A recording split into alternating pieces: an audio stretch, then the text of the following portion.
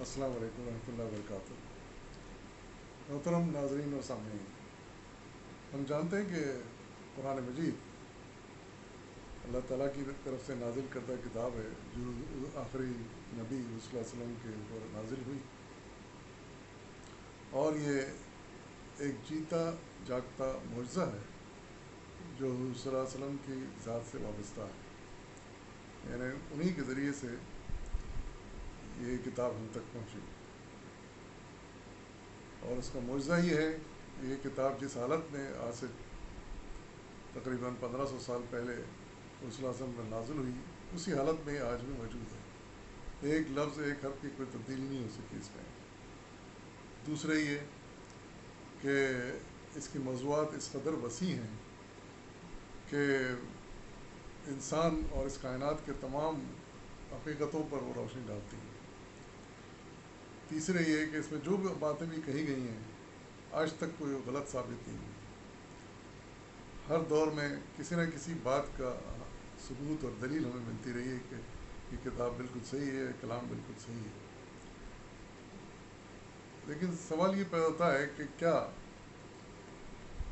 یہ صرف یہی ایک معجزہ تھا جو صلی اللہ علیہ وسلم کو دیا گیا، یا اس کے علاوہ بھی کچھ معجزات تھے جو صلی اللہ علیہ وسلم سے ظہور پذیر ہوئے اور تاریخ میں ہمیں ان کا ثبوت ملتا ہے؟ تو یہی سوال ذہن میں تھا، تو میری نظر سے ایک کتاب گزری جو اسی موضوع پر ہے۔ اس کا نام ہے معجزات نبوی، معجزات نبوی۔ تو یہ کتاب اوریجنلی تو تنصیب کی تھی امام حافظ ابو الفدا اسماعیل بن کثیر رحمۃ اللہ علیہ، امام حافظ ابو الفدا اسماعیل بن کثیر رحمۃ اللہ علیہ، اور اس کا یہ تقریباً 13ویں صدی میں یہ شائع ہوئی، یعنی لکھی گئی تھی۔ اس زمانے میں اشاعت تو پرنٹنگ پریس سے نہیں ہوتی تھی، بلکہ کتاب کی کتابی کاپیاں جو ہاتھ سے لکھی ہوتی تھی وہ بنائی جاتی تھی اور تقسیم کی جاتی تھی۔ تو آج کے دور میں پھر اس کا ترجمہ اردو میں ڈاکٹر محمد لقمان السلفی، انہوں نے اس کا ترجمہ کیا اور پھر اس کی آج کے دور میں اشاعت کی۔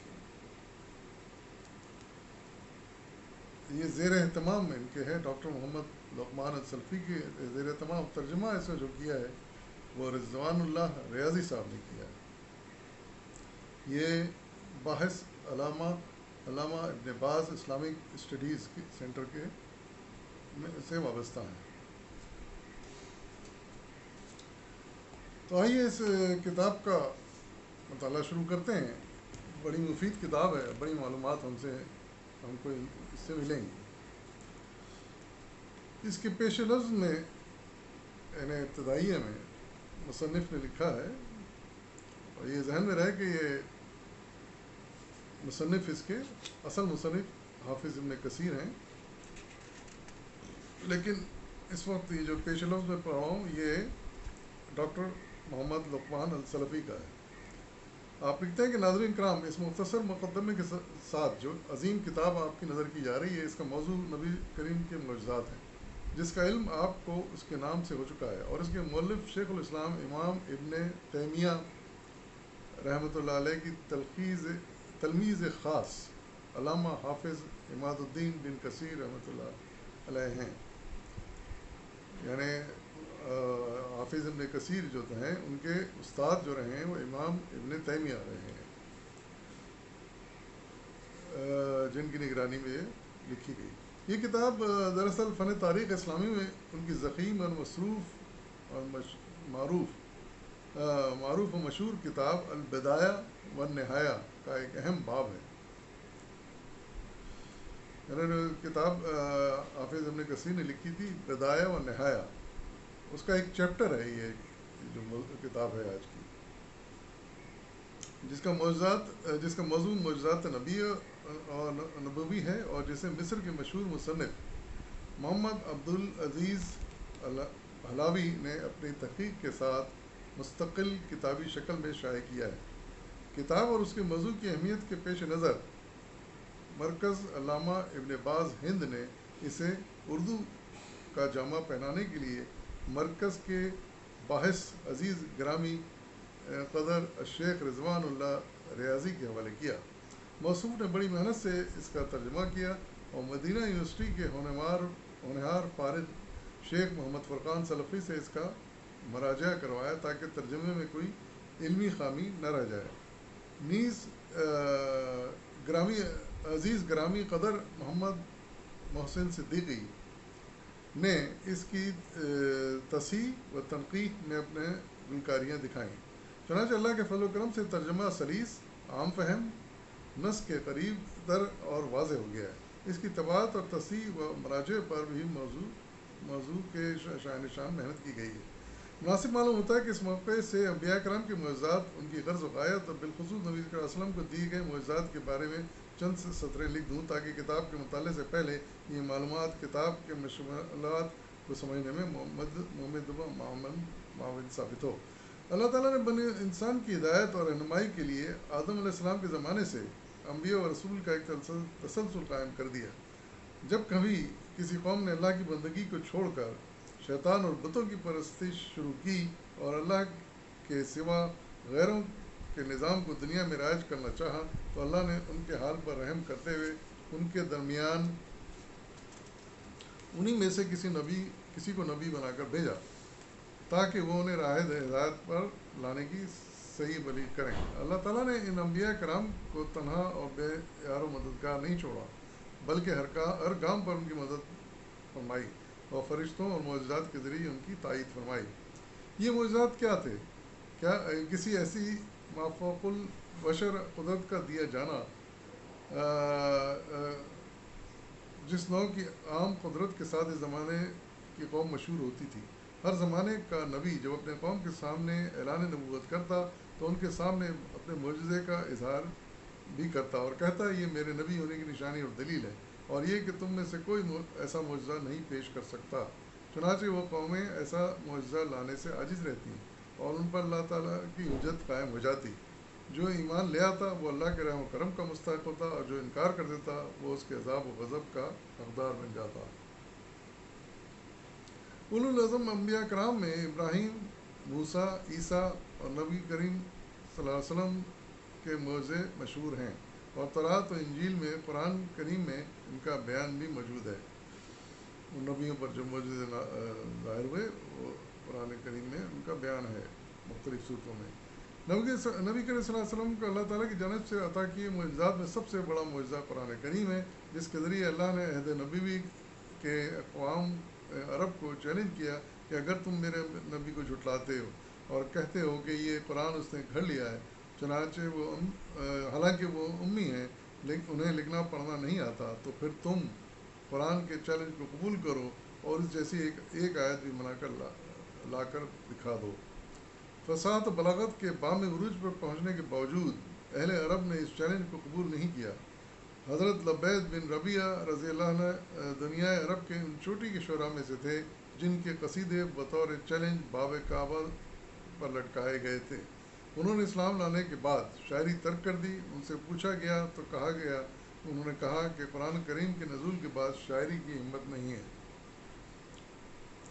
نبی کریم صلی اللہ علیہ وسلم کو قرآن کریم کے علاوہ بھی بہت سے معجزے عطا کیے گئے جن کا حضور آپ کے 23 سالہ زندگی میں وقتاً فوقتاً ہوتا رہا۔ اہل ایمان کے ایمان میں اضافہ ہوتا رہا اور اہل کفر و شرک پر حجت قائم ہوتی رہی۔ بڑے بڑے معجزات کے علاوہ مختلف زمان و مکان میں چھوٹے چھوٹے معجزات کا ظہور بھی ہوتا اور صحابہ کرام ان کا مشاہدہ کرتے رہے اور ان کے نتائج و برکات سے مستفید ہوتے رہے۔ محدث کرام نے ان معجزات کو اپنی کتابوں میں اپنی اپنی مخصوص شرطوں کے مطابق ذکر کیا ہے۔ اس باب میں جن معجزات کا ذکر و بیان صحیح بخاری اور صحیح مسلم میں آیا ہے بے شک ان کی صحت کا مقام بڑا اونچا ہے۔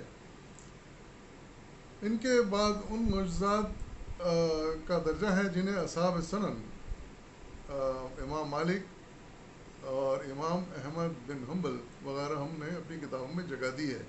ان کے علاوہ بھی معجزات ہیں جن کا ذکر دیگر مورخین اسلام نے اپنی کتابوں میں کیا ہے.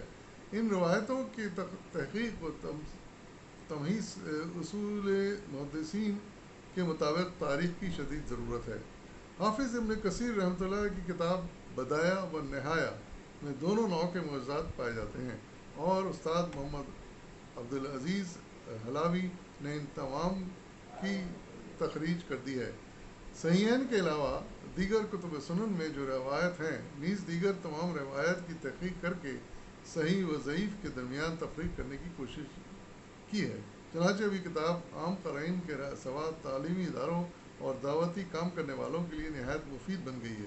عام لوگ جب ان معجزات نبی کا مطالعہ کریں گے تو ان کا ایمان تازہ ہوگا، نبی کریم صلی اللہ علیہ وسلم سے محبت بڑھے گی، اور دین اسلام کی صداقت اور حقانیت پر ان کے ایمان و اعتقاد میں اضافہ ہوگا. اللہ کی طرف لوگوں کو بلانے والوں کے لیے کتاب بطور خاص مفید ہوگی، اس لیے کہ نبی صلی اللہ علیہ وسلم کے زمانے میں جس طرح ان معجزات کا مشاہدہ کرنے سے صحابہ کرام کا ایمان و عقیدہ قوی سے قوی تر ہو گیا، اسی طرح ہر دور کے مسلمانوں نے جب علماء کرام اور دعویٰ اللہ کی زبانی ان معجزات کا تذکرہ سنا تو ان کی قوت ایمانی میں اضافہ ہوا. اس لیے آج بھی راہ دعوت اللہ کے راہی اس سے بھرپور استفادہ کریں گے اور اپنے سامعین کی قوت ایمانی میں اضافے کا سبب بنیں گے. مرکز علامہ ابن باز ہند اور دارالدعی ریاض کے ذمہ داران اپنے قارئین کرام کو یہ کتاب نظر کرتے ہوئے رب العالمین کی بارگاہ بندہ نواز میں بہزار خشوع و خضوع دعا کرتے ہیں کہ وہ مالک کل جامع امام بن تیمیہ، مرکز علامہ ابن باز ہند اور دارالدعی ریاض کی جبرائیل امین اور دیگر فرشتوں کے ذریعے حفاظت فرمائے. دعوت ارشاد کے تینوں تناوع باراور اور بابرکت درختوں کی قیادت کی قیامت تک آبیاری کرے اور انہیں امت اسلامیہ کے لیے مفید سے مفید تر بنائے. آمین یا رب العالمین. ڈاکٹر محمد لقمان سلفی، بتاریخ 29 جولائی 2002 عیسوی. یہ ابتدائیہ تھا، تعارف تھا اس کتاب کا، اور اس کے بعد آگے ہم پڑھیں گے جس میں حافظ ابن کثیر صاحب کی شخصیت کا پوری طرح تعارف کرایا گیا ہے مصنف کی جانب سے. تو انشاءاللہ آئندہ قسم میں ہم اس کا مطالعہ کریں گے، تو پھر اس کے بعد پھر معجزات کا سلسلہ ہم شروع کریں گے پڑھنے کا، آپ تک پہنچانے کا. امید ہے کہ آپ کو یہ پسند آئے گا سلسلہ اور آپ اس سے مستفید ہوں گے، اور دعا ہے کہ اللہ تعالیٰ آپ کے ایمان کو بھی مزید قوت عطا کرے اور میرے ایمان کو بھی مضبوط کرے، تاکہ ہم قیامت میں اللہ تعالیٰ کے جب سامنے حاضر ہوں تو ہمارے ایمان میں کوئی کسر اور کمی نہ رہ جائے. آمین ثم آمین. اجازت دیجیے، فی امان اللہ.